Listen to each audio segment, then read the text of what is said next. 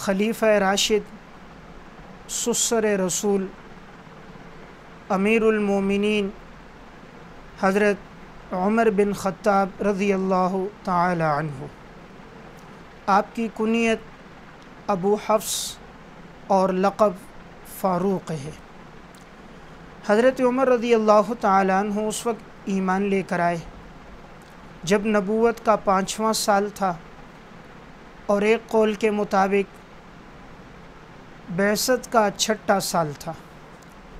اس وقت تک 40 مرد اور 11 خواتین ایمان لا چکی تھیں۔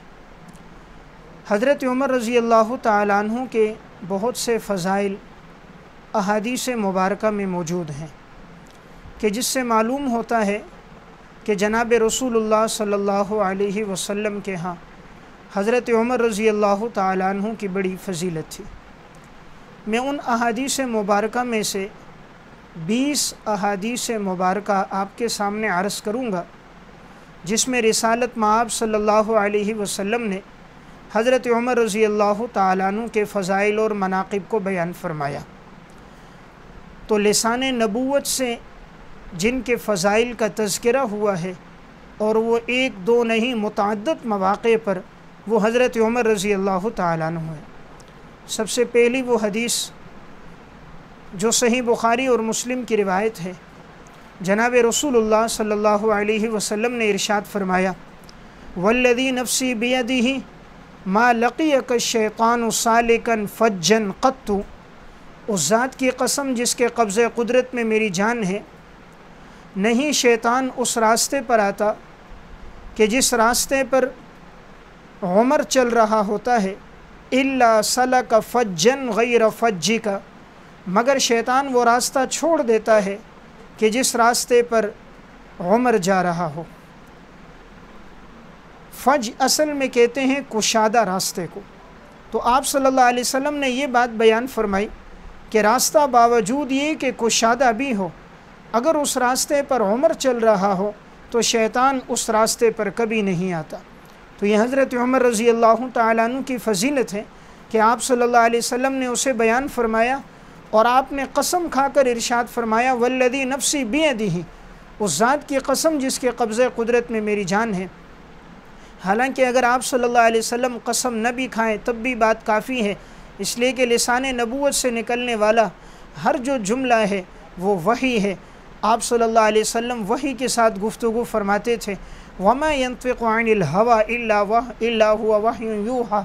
آپ کا ہر جملہ وحی پر مبنی ہوتا تھا، لیکن آپ نے قسم کھا کر ارشاد فرمایا کہ اس ذات کی قسم جس کے قبضہ قدرت میں میری جان ہے کہ جس راستے پر عمر چلتا ہے اس راستے پر شیطان نہیں آتا۔ نمبر 2، حضرت جابر رضی اللہ تعالیٰ عنہ سے روایت ہے، یہ بھی صحیح بخاری اور مسلم کی حدیث ہے۔ جناب رسول اللہ صلی اللہ علیہ وسلم ارشاد فرماتے ہیں، دخلت الجنت فاذا انا بالرمیضاء امرأۃ ابی طلحہ، میں جنت میں داخل ہوا اور میں نے ابو طلحہ کی گھر والی رمیضہ، مراد حضرت ام سلیم رضی اللہ تعالیٰ عنہ ہے، کہ میں نے ان کو دیکھا۔ یا تو یہ واقعہ لیلۃ المعراج کا ہے، یا بعض محدثین نے لکھا کہ یہ آپ صلی اللہ علیہ وسلم نے خواب میں دیکھا۔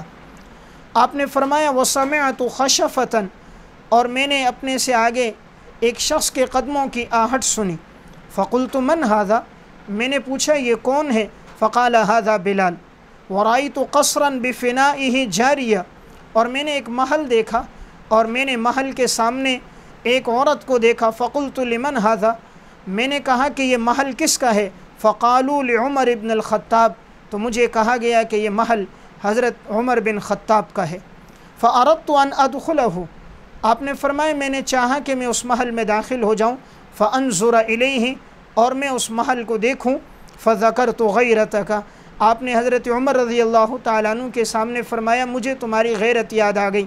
فقال عمر، حضرت عمر رضی اللہ تعالیٰ عنہ نے فرمایا، بِأَبِي أَنْتَ وَأُمِّي یا رسول اللہ عَلَيْكَ أَغَارُ، میرے ماں باپ آپ پر قربان ہو جائیں، کیا میں آپ پر غیرت کروں گا؟ اس حدیث میں رسول اللہ صلی اللہ علیہ وسلم نے فرمایا کہ میں نے جنت میں محل دیکھا ہے، اور آپ نے حضرت عمر رضی اللہ تعالیٰ عنہ کے اس محل کا تذکرہ فرمایا۔ اس حدیث سے آپ کی کتنی فضیلت معلوم ہوئی کہ آپ صلی اللہ علیہ وسلم نے ان کے لیے جنت میں محل دیکھا، فرمایا میں نے چاہا میں داخل ہو جاؤں، لیکن عمر تمہاری غیرت مجھے یاد آ گئی۔ حضرت عمر نے فرمایا میرے ماں باپ آپ پر قربان ہوں، کس قدر محبت تھی، کس قدر تعلق تھا، فرمایا میرے والدین آپ پر فدا ہوں، کیا میں آپ پر بھی غیرت کروں گا۔ اس حدیث سے آپ کی فضیلت معلوم ہوئی کہ آپ صلی اللہ علیہ وسلم نے فرمایا کہ میں نے جنت میں آپ کے لیے محل دیکھا۔ تیسری حدیث حضرت ابو سعید خدری رضی اللہ تعالیٰ عنہ سے روایت ہے، رسول اللہ صلی اللہ علیہ وسلم فرماتے ہیں بینما انا نائم رأیت الناس یعرضون علیہ، میں سویا ہوا تھا، میں نے دیکھا کہ چند لوگوں کو میرے سامنے پیش کیا گیا، وعلیہم قمص، انہوں نے قمیصیں پہنی ہوئی تھیں، منہا ما یبلغ الثدی، بعض کی قمیصیں ایسی تھی جو سینے تک پہنچتی تھی، ومنہا ما دون ذلک، بعض کی قمیصیں اس سے بھی چھوٹی تھیں، وعرض علی عمر بن الخطاب، اور میرے سامنے عمر بن خطاب کو پیش کیا گیا، وعلیہ قمیص یجرہ، اور میں نے دیکھا کہ عمر کی جو قمیص ہے وہ اپنی قمیص کو گھسیٹتے ہوئے لے جا رہے ہیں۔ قالوا فما اولت ذلک یا رسول اللہ، تو میں نے کہا اے اللہ کے رسول اس کی تعبیر کیا ہے؟ قال الدین، آپ نے فرمایا اس کی تعبیر دین سے ہے۔ تو یہ روایت بھی صحیح بخاری اور مسلم کی روایت ہے۔ اس میں رسول اللہ صلی اللہ علیہ وسلم نے اپنے خواب کا تذکرہ فرمایا کہ میں نے خواب دیکھا، میرے سامنے بہت سے لوگ پیش ہوئے، اور میں نے دیکھا ان میں سے بعض کو کہ بعض ایسے تھے کہ ان کی قمیص سینے تک پہنچ رہی تھیں، بعض کی قمیصیں اس سے بھی چھوٹی تھیں۔ فرمایا کہ میں نے جب دیکھا عمر کو، عمر کی قمیص اتنی بڑی تھی، وہ گھسیٹتے ہوئے لے جا رہے تھے۔ پوچھا گیا اس کی تعبیر کیا ہے؟ تو آپ نے فرمایا اس کی تعبیر دین کے ساتھ ہے۔ تو اس تیسری حدیث میں جو فضیلت معلوم ہوئی وہ آپ صلی اللہ علیہ وسلم نے حضرت عمر کی دینداری کا تذکرہ فرمایا اور ان کے علم اور تقوی کا تذکرہ فرمایا۔ چوتھی حدیث حضرت عبداللہ ابن عمر رضی اللہ تعالیٰ عنہ سے روایت ہے، فرماتے ہیں کہ رسول اللہ صلی اللہ علیہ وسلم نے فرمایا بینما انا نائم اوتیت بقدح لبن، کہ میں سویا ہوا تھا، میں نے دیکھا کہ میرے سامنے ایک دودھ کا پیالہ لایا گیا، فشربت حتی انی لأری الریح، میں نے اتنا پیا کہ مجھے سیرابی ہو گئی، یخرج فی اظفاری، اور اتنی سیرابی ہوئی کہ ایسا لگنے لگا کہ گویا کہ یہ دودھ میرے ناخونوں سے پھوٹ رہا ہو۔ ثم اعطیت فضلی عمر بن الخطاب، پھر میں نے بچا ہوا دودھ عمر بن خطاب کو دیا۔ حضرات صحابہ اکرام نے پوچھا فما اولتہ یا رسول اللہ، اے اللہ کے رسول آپ نے اس کی کیا تعبیر بیان فرمائی؟ آپ نے فرمایا قال العلم، اس کی تعبیر علم کے ساتھ ہے۔ یہ صحیح بخاری اور مسلم کی روایت ہے۔ اس میں رسول اللہ صلی اللہ علیہ وسلم نے ارشاد فرمایا کہ مجھے خواب میں دودھ پیش کیا گیا اور میں نے اتنا دودھ پیا کہ میں سیراب ہو گیا، اور پھر میں نے بچا ہوا دودھ حضرت عمر کو دیا۔ صحابہ نے پوچھا تعبیر کیا ہے؟ آپ نے فرمایا اس کی تعبیر علم کے ساتھ ہے۔ تو دیکھیں آپ صلی اللہ علیہ وسلم نے جو دودھ پیا، آپ نے وہی بچا ہوا دودھ حضرت عمر کو پیش کیا، گویا اللہ تعالیٰ نے آپ کو جو علوم عطا فرمائے تھے وہ نبوت کے علوم اللہ نے آپ کو دیے تھے۔ اس چوتھی حدیث میں بھی آپ کے لیے بڑی فضیلت ہے۔ پانچویں روایت حضرت ابو ہریرہ رضی اللہ تعالیٰ عنہ فرماتے ہیں کہ میں نے رسول اللہ صلی اللہ علیہ وسلم سے سنا، آپ نے فرمایا بینما انا نائم رأیتنی علی قلیب علیہا دلو، میں سویا ہوا تھا، میں نے خواب دیکھا کہ ایک کنواں ہے اور اس کنویں کے کنارے پر ایک ڈھول ہے۔ فرمایا فنزعت منہا ما شاء اللہ، اور میں نے جتنا چاہا میں نے اس ڈھول کے ذریعے اس کنویں سے پانی نکالا۔ ثم اخذہا ابن ابی قحافہ، پھر وہ ڈھول مجھ سے ابن ابی قحافہ نے لیا۔ فنزع منہا ذنوبا او ذنوبین، پس انہوں نے ایک یا دو ڈھول نکالے۔ وفی نزعہ ضعف، ان کے نکالنے میں کچھ کمزوری دی۔ واللہ یغفر لہ ضعفہ، اللہ تبارک و تعالیٰ ان کے ساتھ درگزر کا معاملہ فرمائے۔ ثم استحالت غربا، پھر وہ ڈھول بڑے ڈھول میں تبدیل ہو گیا۔ فاخذہا ابن الخطاب، ابن خطاب نے اس ڈھول کو لیا۔ فلم ارى عبقریا من الناس ينزع نزع عمر حتى ضرب الناس بعطن، میں نے نہیں دیکھا لوگوں میں اتنا طاقتور جتنا کہ عمر طاقتور ہے۔ انہوں نے اتنا پانی نکالا، اتنا کہ لوگوں نے اس جگہ کو پھر اونٹوں کے بیٹھنے کی جگہ بنا دیا۔ اس روایت میں دیکھیے آپ صلی اللہ علیہ وسلم نے اپنے خواب کا تذکرہ فرمایا میں نے خواب دیکھا میں ایک کنویں کے کنارے پر ہوں اور میں ڈھول سے پانی نکال رہا ہوں، اور میں نے چند ڈھول پانی نکالے، پھر یہ حضرت ابو بکر صدیق کے پاس انہوں نے بھی چند ڈھول پانی نکالے، پھر حضرت عمر کے پاس جب یہ ڈھول آیا تو یہ ڈھول بڑے ڈھول میں تبدیل ہو گیا۔ فرمایا کہ میں نے ان سے زیادہ طاقتور انسان نہیں دیکھا، انہوں نے اتنے ڈھول پانی نکالا کہ یہاں تک کہ لوگوں نے اس جگہ کو اونٹنے کی بیٹھنے کی جگہ بنا دی۔ اونٹ وہاں پر عموماً بیٹھتے ہیں جہاں پانی کثرت سے ہوتا ہے، تو یہ اشارہ اس طرف تھا کہ انہوں نے اتنا پانی نکالا کہ اونٹوں کے بیٹھنے کی وہ جگہ بن گئی۔ اس میں اشارہ فتوحات کی طرف ہے۔ حضرت ابو بکر صدیق رضی اللہ تعالیٰ عنہ کا دور مختصر تھا اور اس دور میں بھی فتنے آ گئے، منکرین کا فتنہ آیا، منکرین زکوٰۃ کا فتنہ اور منکرین ختم نبوت کا فتنہ، بہت سے فتنے سامنے آئے کہ سارا وقت اس میں گزر گیا، اس لیے فتوحات اتنی نہ ہو سکیں۔ حضرت عمر رضی اللہ تعالیٰ عنہ کا دور 10 سال کا دور تھا، گویا کہ یہ پانی نکلتا گیا اور پھیلتا گیا، فتوحات بڑھتی گئیں اور یہ دین بڑھتا گیا، اور حضرت عمر کے دور خلافت میں 22 لاکھ مربع میل پر اسلام پھیل چکا تھا۔ چھٹی حدیث جس میں رسول اللہ صلی اللہ علیہ وسلم نے حضرت عمر رضی اللہ تعالیٰ عنہ کے فضیلت بیان فرمائی۔ عبداللہ ابن عمر رضی اللہ تعالیٰ عنہ سے روایت ہے کہ جناب رسول اللہ صلی اللہ علیہ وسلم نے ارشاد فرمایا، ان اللہ جعل الحق علی لسان عمر وقلبہ، اللہ تعالیٰ نے حق بات کو عمر کی زبان پر اور عمر کے دل پہ جاری کر دیا ہے، یعنی عمر کی زبان سے وہ نکلتا ہے جو حق ہے، عمر کے دل پر وہ القاء ہوتا ہے جو حق ہے۔ اسی لیے امام سیوطی رحمۃ اللہ علیہ متوفہ 911 ہجری نے تاریخ الخلفاء میں حضرت عمر رضی اللہ تعالیٰ عنہ کے مناقب تفصیل سے لکھے، اور وہیں پر موافقات عمر کا تذکرہ بھی فرمایا، اور 20 موافقات لکھیں کہ حضرت عمر رضی اللہ تعالیٰ عنہ جو چاہا اللہ تعالیٰ نے اسے قرآن بنا کر نازل کر دیا۔ تو اللہ تعالیٰ نے حق بات کو حضرت عمر کی زبان پہ جاری کر دیا کہ جو انہوں نے فرمایا اللہ کو اتنا پسند آیا، اللہ نے قیامت تک اسے قرآن کریم کا حصہ بنا دیا۔ 7ویں حدیث حضرت عبداللہ ابن عباس رضی اللہ تعالیٰ عنہ سے روایت ہے، فرماتے ہیں کہ رسول اللہ صلی اللہ علیہ وسلم نے فرمایا، اللہم اعز الاسلام باحب هذین الرجلین الیک بابی جہل او بعمر ابن الخطاب، اے اللہ تو اسلام کو عزت عطا فرما اور ان دونوں میں سے جو تجھے زیادہ محبوب ہو اسے ایمان کی دولت عطا فرما، ابو جہل اور نمبر 2 حضرت عمر بن خطاب۔ آپ صلی اللہ علیہ وسلم کو یہ بات پسند تھی کہ اللہ رب العزت حضرت عمر رضی اللہ تعالیٰ عنہ کو ایمان کی دولت سے مالا مال فرمائے، تو اللہ رب العزت نے حضرت عمر رضی اللہ عنہ کی دعا کو قبول فرمایا اور حضرت عمر کو ایمان کی دولت سے مالا مال کر دیا۔ اس حدیث سے معلوم ہوا کہ عام لوگ تو وہ ہیں کہ جو خود دین میں داخل ہوئے، حضرت عمر وہ ہیں کہ جنہیں مانگا گیا، آپ صلی اللہ علیہ وسلم نے خود مانگا اور وہ دین اسلام میں داخل ہوئے اور دین کی تقویت کا ذریعہ بنے، کہ جن کے دین میں داخل ہونے کے بعد اسلام کو تقویت ملی اور اس کے بعد پھر نمازیں حرم میں ادا کی گئیں، تو آپ صلی اللہ علیہ وسلم نے جن کو اللہ سے مانگا وہ عمر بن خطاب ہیں۔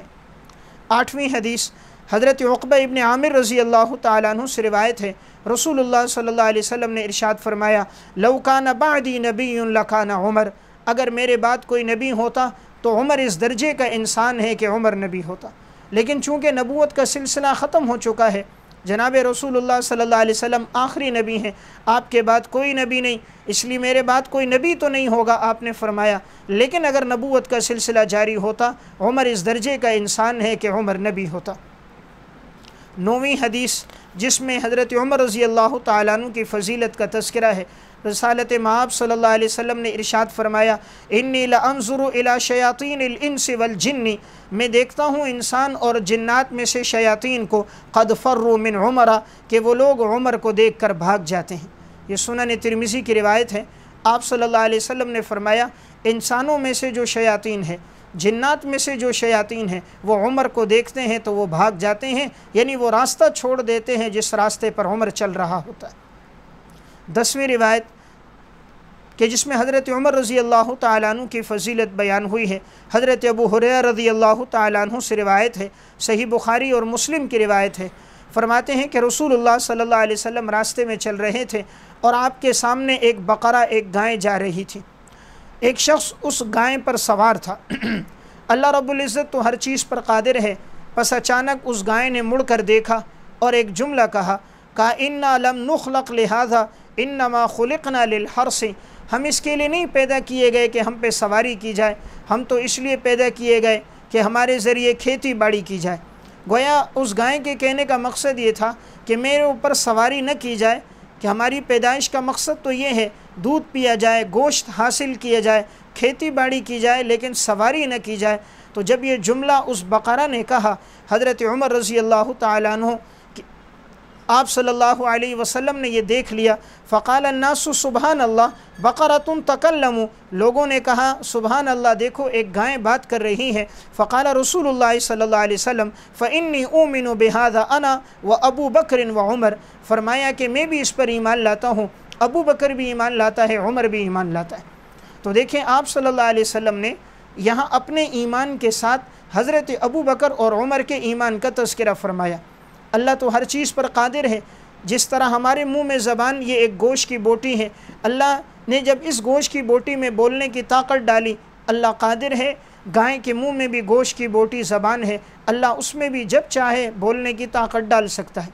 تو گائے نے جب یہ جملہ کہا کہ میں اس لیے نہیں پیدا ہوئی، تو آپ نے خرق عادت جب یہ جملہ سنا، لوگوں نے بھی تعجب کیا۔ اس موقع پر آپ صلی اللہ علیہ وسلم کا یہ جملہ آپ نے فرمایا میں بھی اس پر ایمان لایا، ابو بکر بھی ایمان لایا، عمر بھی ایمان لایا۔ تو دیکھیں آپ نے اپنے ایمان کے ساتھ جس کے ایمان کا تذکرہ فرمایا وہ حضرت ابو بکر ہیں اور حضرت عمر ہیں۔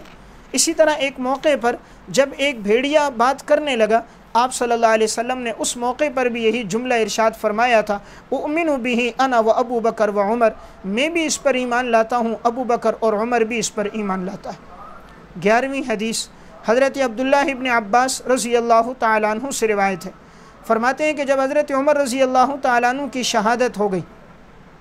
حضرت عمر رضی اللہ عنہ کے جسد اقدس کو ایک چارپائی پہ رکھا ہوا تھا، لوگ آ رہے تھے، زیارت کر کے جا رہے تھے۔ اتنے میں عبداللہ ابن عباس کہتے ہیں میں نے کسی شخص کو دیکھا کہ جو میرے پیچھے آ کر کھڑا ہوا، اور آتے ہی انہوں نے میرے کندھے کے اوپر اپنا ہاتھ رکھا۔ تو جب میں نے دیکھا حضرت علی رضی اللہ تعالیٰ عنہ تھے، تو حضرت علی رضی اللہ تعالیٰ عنہ نے حضرت عمر رضی اللہ تعالیٰ عنہ کو مخاطب کر کے ایک جملہ کہا، فرمایا یرحمک اللہ، اللہ آپ پہ رحم کرے، انی لارجو ان یجعلک اللہ مع صاحبیک، مجھے امید تھی کہ اللہ تبارک و تعالی آپ کو آپ کے دونوں ساتھیوں کے ساتھ جگہ دے گا، لانی کثیرا ما کنت اسمع رسول اللہ صلی اللہ علیہ وسلم، میں نے تو کثرت کے ساتھ آپ صلی اللہ علیہ وسلم سے یہ سنا کرتا تھا، آپ فرماتے تھے کنت و ابو بکر و عمر، میں تھا ابو بکر اور عمر تھا، وفعلت ابو بکر و عمر، میں نے یہ کام کیا، ابو بکر اور عمر نے کیا، وانطلقت ابو بکر و عمر، میں گیا ابو بکر اور عمر گئے، ودخلت ابو بکر و عمر، میں آیا ابو بکر اور عمر آئے، خرجت ابو بکر و عمر، میں گیا ابو بکر اور عمر گئے۔ یعنی ہر موقع پر آپ نے اپنے تذکرے کے ساتھ جس کا تذکرہ فرمایا وہ شیخین کا تذکرہ تھا۔ حضرت عبداللہ بن عباس فرماتے ہیں فَإِذَا عَلِيُّ بْنُ أَبِي طَالِبٍ، جب میں نے پیچھے مڑ کر دیکھا تو وہ حضرت علی رضی اللہ تعالیٰ عنہ تھے۔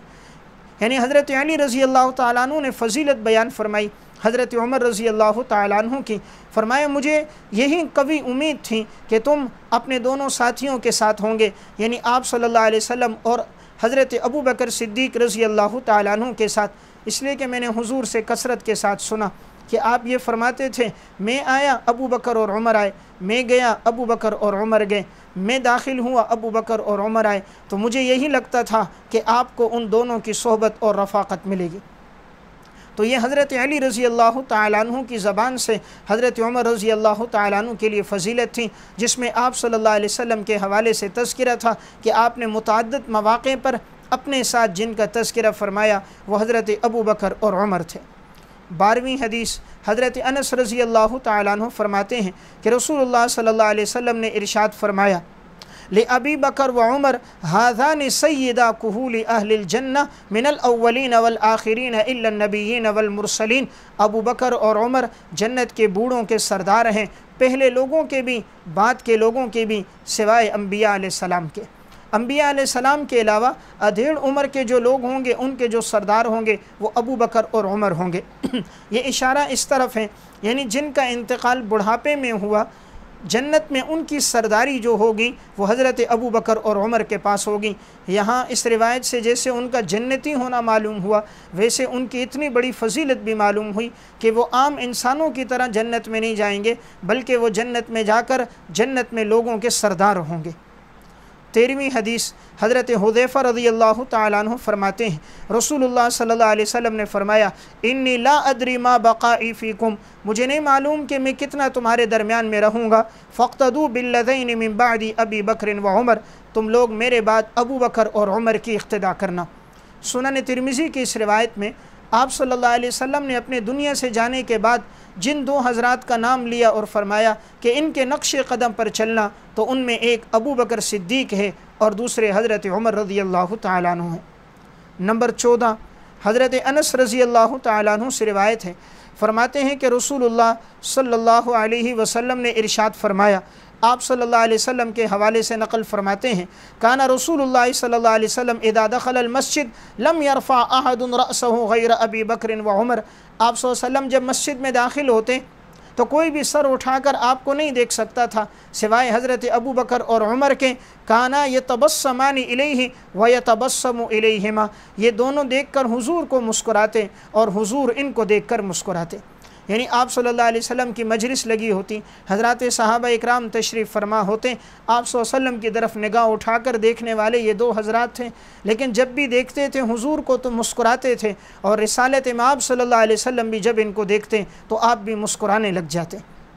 15ویں روایت عبداللہ ابن عمر رضی اللہ تعالیٰ عنہ سے روایت ہے کہ ان النبی صلی اللہ علیہ وسلم خرج ذات یوم، آپ صلی اللہ علیہ وسلم ایک دن نکلے، دخل المسجد و ابو بکر و عمر، آپ مسجد میں آئے، آپ کے ساتھ ابو بکر بھی تھے اور ایک طرف حضرت عمر تھے، احدہما عن یمینہ والآخر عن شمالہ، ایک آپ کے دائیں طرف اور دوسرے آپ کے بائیں طرف، وہو آخذ بایدیہما، آپ نے دونوں کا ہاتھ پکڑا ہوا تھا اور فرمایا ھکذا نبعث یوم القیامہ، قیامت کے دن بھی ہم اسی طرح اٹھیں گے۔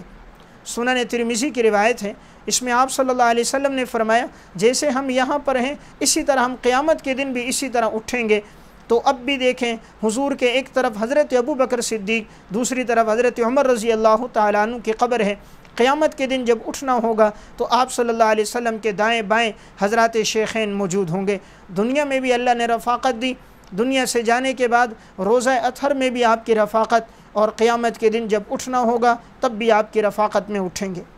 16ویں روایت حضرت عبداللہ بن حنطب فرماتے ہیں ان نبی صلی اللہ علیہ وسلم رأى ابا بکر و عمر، آپ صلی اللہ علیہ وسلم نے ابو بکر اور عمر کو دیکھا، فقال هذان السمع والبصر، آپ نے فرمایا یہ دونوں میرے لیے بمنزل کان اور آنکھوں کے ہیں۔ جس طرح انسانی جسم میں کان اور آنکھ کی حیثیت ہے، جب یہ دونوں ہوں تو جسم مکمل ہوتا ہے، اسی طرح یہ دونوں میرے لیے بمنزل کان کے ہیں اور بمنزل آنکھوں کے ہیں۔ جس طرح آنکھ اور کان کی افادیت کا انکار نہیں اور آنکھ اور کان کی ضرورت نہایت زیادہ، اسی طرح ابو بکر اور عمر میرے ساتھ ہیں، گویا کہ آپ صلی اللہ علیہ وسلم کی رفاقت بھی ملی، آپ کے وزیر بھی رہے، آپ کی نیابت بھی کرتے رہے، متعدد مواقع پر آپ کو مشورہ بھی دیتے رہے، تو آپ نے ان کی اہمیت کو اپنے کانوں اور آپ نے ان کی اہمیت کو آنکھ کے ساتھ بیان فرمایا۔ 18ویں حدیث حضرت عبداللہ ابن مسعود رضی اللہ تعالیٰ عنہ فرماتے ہیں ان النبی صلی اللہ علیہ وسلم یطلع علیکم رجل من اہل الجنہ، آپ نے فرمایا ایک شخص تمہارے سامنے آئے گا اور وہ اہل جنت میں سے ہوگا جو تمہارے سامنے ابھی نمودار ہوگا، فطلع ابو بکر، جیسے دیکھا تو وہ حضرت ابو بکر صدیق نمودار ہوئے۔ تھوڑی دیر کے بعد ثم قال یطلع علیکم رجل من اہل الجنہ، آپ نے فرمایا جو شخص تمہارے سامنے نمودار ہوگا وہ اہل جنت میں سے ہوگا، جب دیکھا تو فطلع عمر، وہ حضرت عمر رضی اللہ تعالیٰ عنہ تھے۔ سنن ترمذی کی روایت ہے کہ آپ صلی اللہ علیہ وسلم نے فرمایا کہ جس نے جنتی کو دیکھنا ہے ابھی جو تمہارے سامنے آئے گا وہ جنتی ہوگا، تو دیکھا وہ پہلے ابو بکر صدیق تھے اور بعد میں آنے والے حضرت عمر رضی اللہ تعالیٰ عنہ تھے۔ یعنی آپ صلی اللہ علیہ وسلم نے ایک دو نہیں متعدد مواقع پر آپ صلی اللہ علیہ وسلم نے ان کی فضیلت کو بیان فرمایا اور ان کے جنتی ہونے کا تذکرہ بیان فرمایا۔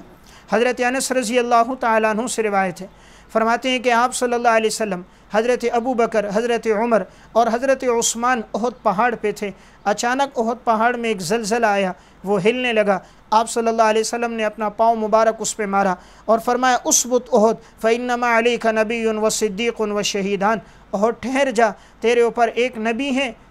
اور ایک صدیق ہے اور دو شہید ہیں۔ تو آپ صلی اللہ علیہ وسلم نبی، صدیق حضرت ابو بکر اور دو شہید حضرت عمر اور حضرت عثمان بن عفان رضی اللہ تعالیٰ عنہما۔ یہ صحیح بخاری کی روایت ہے۔ یعنی آپ صلی اللہ علیہ وسلم پہلے پیشن گوئی فرما گئے کہ میرے بعد آپ نے ارشاد فرمایا کہ نبی کے بعد صدیق کے بعد 2 شہید، اور وہ 2 شہید، پہلا شہید حضرت عمر اور دوسرا شہید حضرت عثمان۔ 20ویں روایت کہ جس میں آپ صلی اللہ علیہ وسلم نے ان کی فضیلت بیان فرمائی، وہ صحیح بخاری کی حدیث ہے۔ حضرت ابو موسیٰ اشعری رضی اللہ تعالیٰ عنہ فرماتے ہیں آپ صلی اللہ علیہ وسلم انصار کے ایک باغ میں تشریف لائے، آپ نے وضو فرمایا، وضو کرنے کے بعد آپ ایک کنویں پر آئے اور آپ صلی اللہ علیہ وسلم نے اپنی پنڈلیوں سے کپڑا اپنا اوپر فرمایا اور آپ کنویں پر آ کر منڈیر پر بیٹھ گئے۔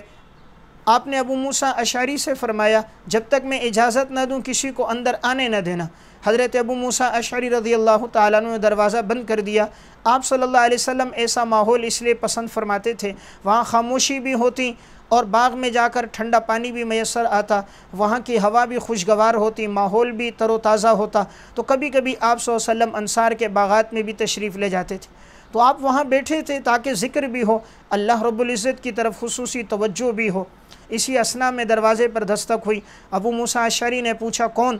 بتایا گیا ابو بکر صدیق ہیں۔ آئے کہا یا رسول اللہ ابو بکر آئے ہیں۔ آپ صلی اللہ علیہ وسلم نے فرمایا اذن لہ وبشرہ بالجنہ، دروازہ کھولو اور انہیں اجازت دو، جنت کی خوشخبری سناؤ۔ تھوڑی دیر کے بعد حضرت عمر رضی اللہ تعالیٰ عنہ آئے، دروازے پر دستک دی۔ ابو موسیٰ اشعری رضی اللہ عنہ نے پوچھا کون؟ فرمایا کہ عمر۔ آپ صلی اللہ علیہ وسلم سے اجازت مانگی، آپ نے فرمایا جاؤ دروازہ کھولو، اذن لہ وبشرہ بالجنہ، اجازت دو اور جنت کی خوشخبری بھی سنا دو۔ اب ابو بکر صدیق جب آئے تھے، آپ صلی اللہ علیہ وسلم کنویں کے منڈیر پر تشریف فرما تھے، تو وہ دائیں طرف آ کر بیٹھ گئے۔ حضرت عمر رضی اللہ تعالیٰ عنہ آئے تو آ کر بائیں طرف بیٹھ گئے۔ جس نشست میں جس کیفیت کے ساتھ آپ بیٹھے تھے، شیخین بھی اسی کیفیت کے ساتھ بیٹھ گئے۔ تھوڑا وقت گزرا، دروازے پر پھر دستک ہوئی۔ حضرت ابو موسیٰ اشعری رضی اللہ تعالیٰ عنہ فرماتے ہیں میں نے پوچھا کون؟ تو بتایا گیا عثمان۔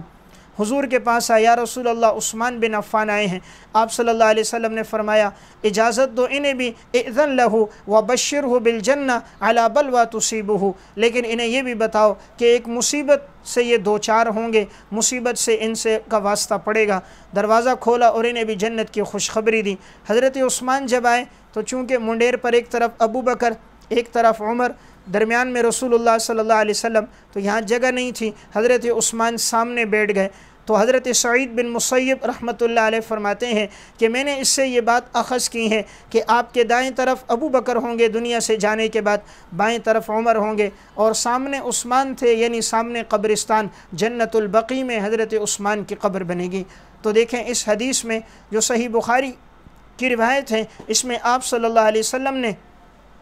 جنت کی خوشخبری سنائی اور آپ نے ہر ایک کے لیے جنت کی خوشخبری، تو ان میں ایک ابو بکر، دوسرے نمبر پر عمر اور تیسرے نمبر پر حضرت عثمان۔ تو میں نے یہ 20 احادیث مبارکہ آپ کے سامنے ذکر فرما دیں۔ یہ وہ روایات ہیں کہ محدثین کے ہاں جو قابل قبول احادیث ہیں، محدثین نے ان احادیث کو لیا ہے، ان میں کوئی روایت موضوع نہیں ہے، کوئی روایت من گھڑت نہیں ہے، کوئی روایت غیر مستند نہیں ہے۔ احادیث مبارکہ کے اس تذکرے میں رسالت مآب صلی اللہ علیہ وسلم نے جس شخصیت کی فضیلت بیان فرمائی، جس کے مناقب کا تذکرہ فرمایا، دنیا اسے کہتی ہے امیر المومنین عمر بن خطاب رضی اللہ تعالیٰ۔